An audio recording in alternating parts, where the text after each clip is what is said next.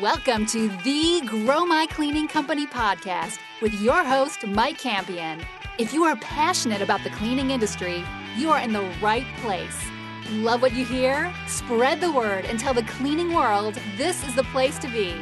Want more? Check out www.growmycleaningcompany.com for free online video trainings, free ebook downloads, free blog posts, and of course, all the podcast episodes. Everything you need to grow your cleaning company is at www.growmycleaningcompany.com. And now, on with the show.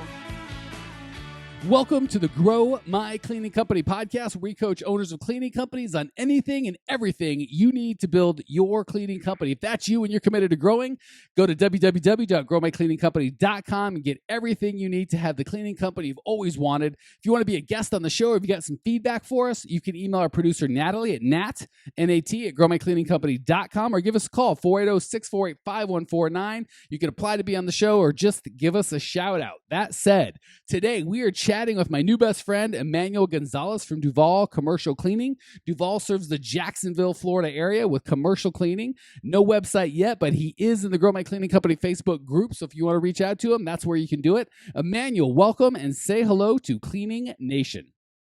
What's up, cleaning family? So glad to have you, brother. We were chatting before the show started, and you made a bold claim. The first time I think I've heard a guest claim this, that you've listened to 100% of the Grow My Cleaning Company podcast. Every single one. I got my podcast as proof.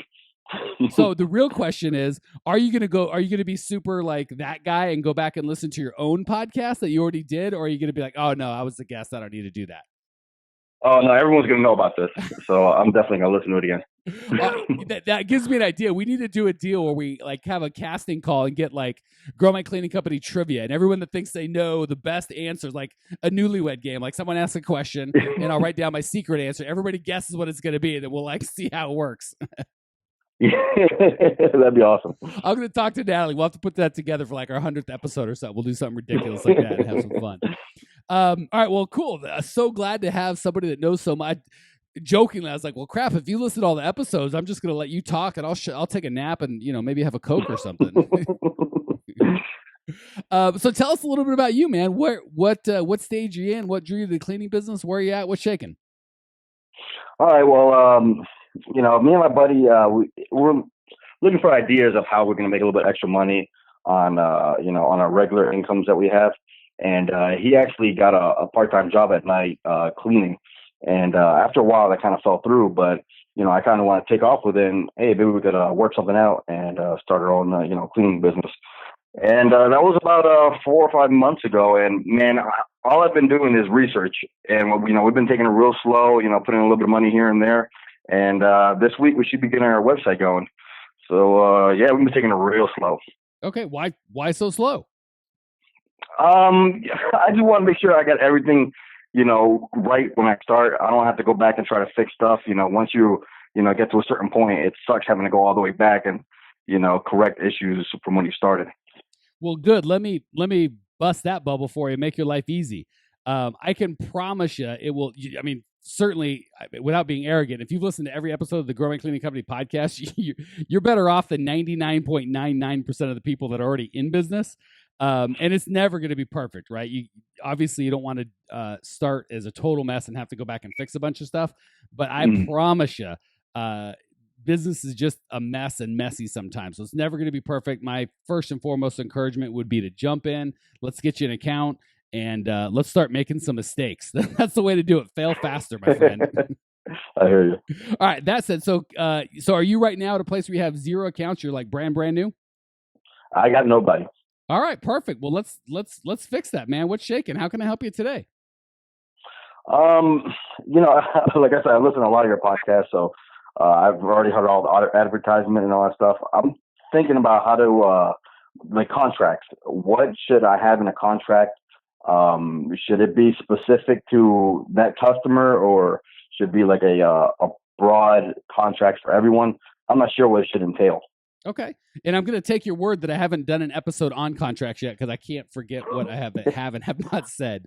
But that's a solid one. It's not sexy, but it's certainly something that needs to be covered. That needs to be covered. And certainly before you get your first account, you're going to want to have a contract. So that is one of the things that you're going to want to get taken care of. So first and foremost, I always have, and you're going to want to have a boilerplate contract where you fill in certain pieces. So it's a hybrid of what you said. It's not like you've got the same exact contract for everybody and they just sign it.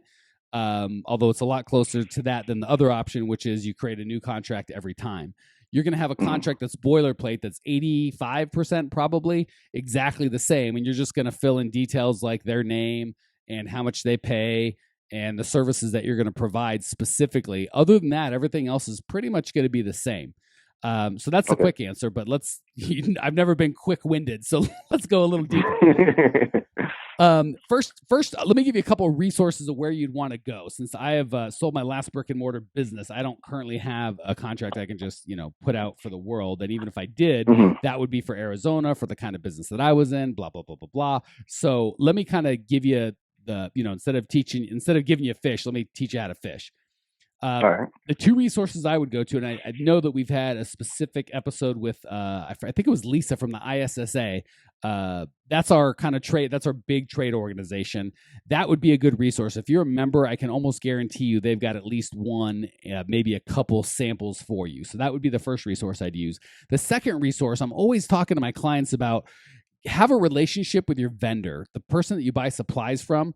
Don't go to Costco or try and make your own in your basement or have 6 different don't do any of that crap. Find one company that you know and like and trust, and more importantly, knows and likes and trusts you. So when you need help, or someone's like, oh, I've got a good, I'm looking for a good place to work, or there's an extra contract going around that wants a cleaner, that you're the first and foremost in mind. So find before you get started, find a vendor. Just say, hey, I'm looking for someone I'm going to buy all my stuff from.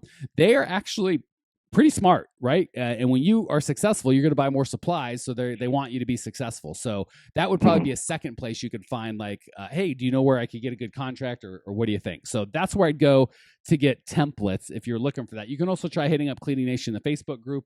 I don't know how much people are going to share, but again, you're going to have to change yours based on the state that you're in and the services you provide. So that's the first part. Second part, let me give you some so that's kind of hard data in terms of where I'd go, but let's talk a little concepts of what a contract should be and how you should use it, irrespective of what state you're in or what services you provide. Okay.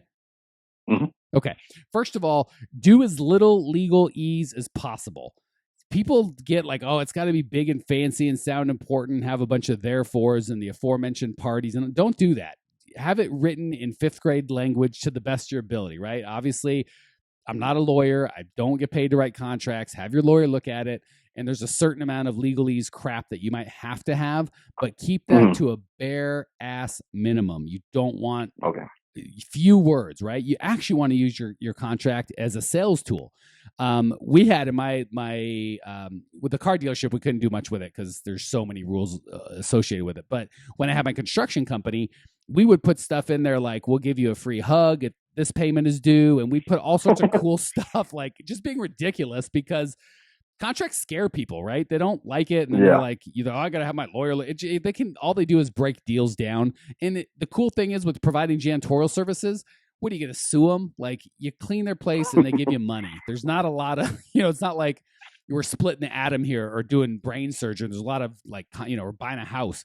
You're just cleaning up. It's not a big deal. So keep it as simple as possible and try and use it as a fun thing. Like, I use that. I think a contract's a really good opportunity to express your core values and kind of share what you're about. Does that make sense, or am I talking crazy? No, that makes tons of sense. Okay. So short and sweet, no legalese, lots of core values in there, have some fun with it, and you can. And then the other thing is, make sure it's part of a solid bid package. So many people kind of cheap out or don't know how to do a bid package, and it's, they'll take a napkin and a Sharpie and be like, $800, pay up. That's not what you want. You want to really make sure that you've got, and if you've listened to some of the shows, we talk about how you want to have a lead magnet. You want to have a free information product, like 7 things you must know before hiring a cleaning service or commercial or a consumer's guide to getting a carpet cleaner. And in that, you're going to want to have things like, do they have insurance? Do they have photo ID? Do they have uniforms? Do they drug test? Do they background check? These are the kind of things that you're going to want to educate your customers on doing before they hire somebody. So in your bid packet, you're going to have all this stuff for them. You're going to say, here's the name and number of the person that does our background checks. Here's a copy of our insurance binder. Here's the photo IDs that we use and can expect to use. Here's the picture of our whole team in uniform. If you see someone not in this uniform, don't have them. Here's our guarantee, because if you're not happy with the service, we're not going to charge you. So you want a whole package, a whole and here's our contract that lines out exactly what we do and how awesome we are and how we're going to solve your pain. So the contract's really the smallest piece of it. You want to make sure that's part of a really big, strong bid package. Does that? I know I'm just downloading tons of information, but you got me off on something I'm fired up about. So any thoughts so far? Yeah, you're definitely a genius. Man, I got to get you to talk to my wife. She vehemently disagrees. Okay, so yeah, that would be my big thing, is keep it short and sweet. Have an attorney look at it, but don't let him make you a 9-page contract and charge a bunch of money. Utilize the ISSA, utilize your janitorial supply company, use it as a sales tool, see it as a sales tool. The only things that really have to be covered are payment terms and exactly what services you're going to provide. And then the big part, the most important part, is have it as part of a big bid package that really is comprehensive, and it's really a sales tool, not a contract. Or I shouldn't say not a contract, but it's a sales tool first, because think about it. If a guy stiffs you for the money, what are you going to go sue him? And the judge is going to go, well, let me look through the contract. You're probably never going to use it. So just keep it simple, man. Okay. All right, cool. That's shockingly enough, that's all I have to say about that. So any questions or comments or thoughts before we hit the lightning round, my friend? Yeah, I was going to ask you, when you were, when you put the payments in the contract, is there a normal way that, like in commercial side, I know residential, they bill them weekly, but in commercial, do you go by what their needs are, or is there like almost all businesses do it like once a month, or just one big check, or how do they, is it really based on what the business wants? Well, I do things my way, so I do it based on what I need. But luckily, it is standard. Monthly billing is pretty much the industry standard. No one's going to pay per service or monthly is pretty much it. But that does bring up a little tweak. A lot of people jerk you around with, we'll pay at the end of the month or whatever. I am a firm, and you don't have any customers to go back in. So when I present, I just say, in part of the bid is we bill on the 20th. For the upcoming month. So for February, I'm going to bill you January 20th, and that payment is due February 1st. And if I don't have it by February 3rd, we don't clean. And some people aren't going to like that, but trust me, I've done enough trying to collect bad bills. And what happens is you'll bill them, and then they say they're going to pay, and then they don't. And then you're like, well, shoot, now if I quit going, then I'll never get my money. But if I keep going, I have to my bill keeps getting bigger, and I'm afraid, and it's a really crappy position. And you're a beggar. You got to be begging for money that's yours. And then you got to employ people to go shake these guys down. It's a whole hassle. So for me, I just say, that's how we do billing. That's part of our service. We make it easy. I try and set them up on auto debit. My buddy Mike Coy did a podcast with us, and we talk about this whole process. So go listen to that for a whole discussion on cash flow and how to bill. But the short answer to your question is, yeah, you bill once a month, and I always bill in advance. So you pay today for next month's service, not I do the service today and then beg for my money tomorrow. Makes sense. Okay, cool. Any other thoughts or questions before we hit the lightning round? No, that'll be it. All right. Well, I am dying to hear your answers, because you're kind of unique in that you're just starting. So I have high hopes of a fresh perspective from you, my friend. Question number 1. What's the best piece of advice you've ever received? Well, it would probably have to be from one of your other podcasts. Either be a business owner or be a cleaner. I love it. And my man Emmanuel is choosing business owner, correct? Yes, definitely. Good, because I will throw you off this podcast, man. All right, question number 2, and this is I'm dying to see how you answer this. What's the biggest mistake you made in the cleaning business, even though you're right at the front end? Oh man, I'll tell you. Biggest mistake I've made is, I've been kind of lazy sometimes. That's the real secret to why it's taken me so long. No, no, sometimes I get a little lazy on it because, I got my regular life, work and stuff, and the wife and the dogs. So I've been a little lazy sometimes. Well, and that's a tough one, man. The cleaning business is not tolerant of lack of hard work. So I appreciate you pointing that one out, and let's definitely work on that one. Question number 3, what's one idea, and this could be personally or professionally, just anything you've ran across in your life on this earth that Cleaning Nation can put into practice today before their head hits the pillow to improve their life or their business? I've seen a lot on the Facebook page. Some people ask a question that really, if they take a step back and maybe look at it in somebody else's shoes, they'd be able to answer it a lot simpler than they would if, as in their own shoes.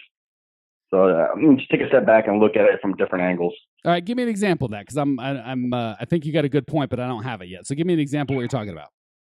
Okay, if you got a, I hate to use an example because it was actually right on Facebook, I think like yesterday.